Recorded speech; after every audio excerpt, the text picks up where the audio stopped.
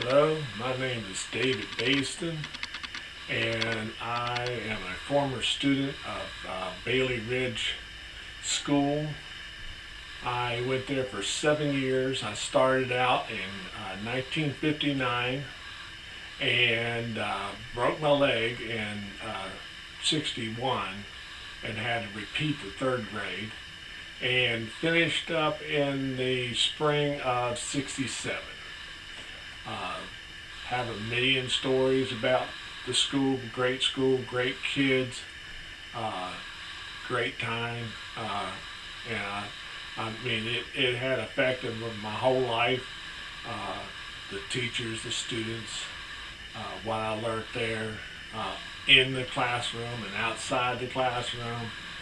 It was just a great place to grow up.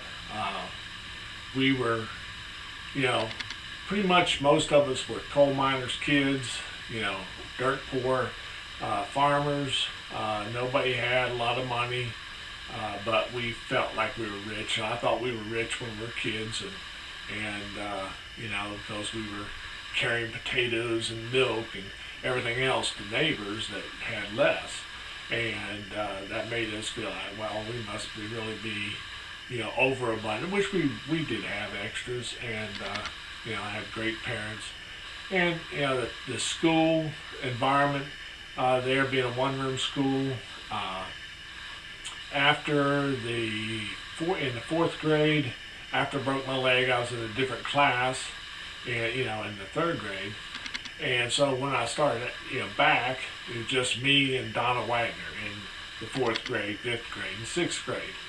So and here in Houston, I'm a retired auto collision instructor, and I would tell my students I was the second best in the whole class, which was true. There's only two of us, but I was the second best. That always made me, the second best, so that was a pretty good thing. So some of the stories, like my first memory of going to school, we got there, mother, you know, took me, and there was, they set me down beside Joe Jeffries, and it surprised me. Mother knew all the other parents, and I didn't know we knew anybody up on the ridge, but she knew everybody. So that was a big surprise. And then my brother Jim, he gave me some advice, and our brothers and sisters we're meant to torment each other, and that was our job. Nobody else can, but brothers and sisters can. And so he gave me some advice to start out school with. He says, he told me, now when you get a spanking, and I told him, I said, well, I didn't do anything. He says, not yet, but you will. He knew me real well. And so he said, when you get a spanking, just laugh. And the teacher, she'll get tired, she'll see it's not doing any good, and she'll quit spanking you. And then you won't be spanked anymore. Well, eventually, sure enough, it wasn't very long until I got my first spanking at school. And the teacher gave me a spanking, and so at the end of it, I laughed.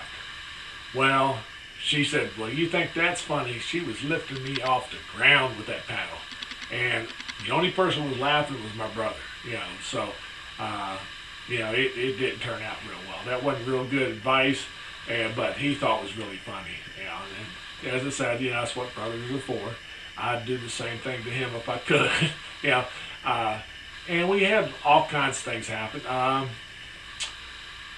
One that I really remember well was when Berlin Bailey was sick one day.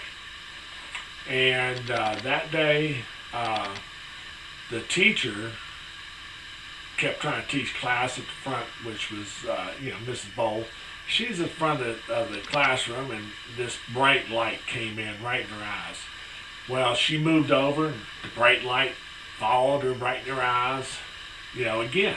And wherever she moved, that bright sunlight would hit her right in the eyes. Well, we looked out there, and down over the hill was, Berlin with a mirror, and he was flashing that mirror in her eyes.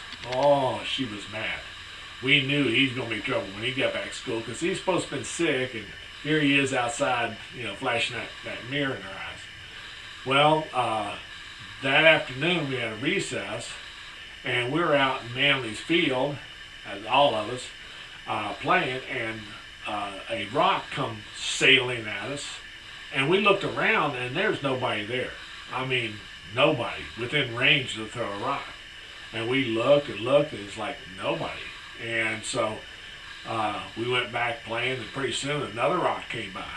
And this time we knew it was a rock thrown at us, so we all stopped, just looked. And we looked and looked, and pretty soon, this is the coolest thing I've ever seen in my life. This hand came up out of the ground and threw another rock. And we thought, oh my word, what is that? Well, it was Berlin, and he was snuck up on us with that mirror. He held it at a 45-degree angle, and all it reflected was the grass. So he's behind there hiding, and we couldn't see him. He was totally invisible. Well, that day, the reason I remember it, that was the day that Kennedy got shot. That was November 22nd, 1963. And Merlin's mom came up and told the teacher that the president was shot. Well, we didn't know what this meant. We asked, what does that mean? He says, well, go home, and there's no school until you're told otherwise. And we thought, oh my word, it must be the end of the world. It was, and it seemed that way at the time. I mean, we stayed home and watched TV, the funeral, and Jack Ruby and all that stuff. It was a very memorable time, but it saved Berlin, because Berlin would have been in big trouble otherwise when he got back to school. But it was all forgotten when we finally did get back. Berlin's brother, Kyle, I remember a story about him. We were playing in the field of Bailey's field down over below the school, and this blue racer come down the hill at us all. Oh, this thing was moving on, and we all took off running. We're running down the hill, and this thing was gaining on us.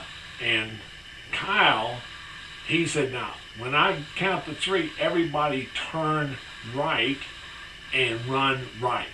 And sure enough, we're running down there, and he counted 3, he said, turn right. We all turned right, and the racer went on straight. And so, we asked, how'd you know that? He says, well, racers only go fast in a straight line. And he says, if you turn, they'll miss you. And we thought he was a genius. We didn't know that. I mean, none of us would have thought. We thought, oh my God, he saved all our lives. I don't think that thing would have hurt us, but it scared the tar out of us. Another time I got probably the biggest trouble I ever gotten into, we had these battles. I was the leader of one side, and Philip Lance was the leader of another side, and that's when Batman was popular and all this, and we were pretty much trying to be superheroes.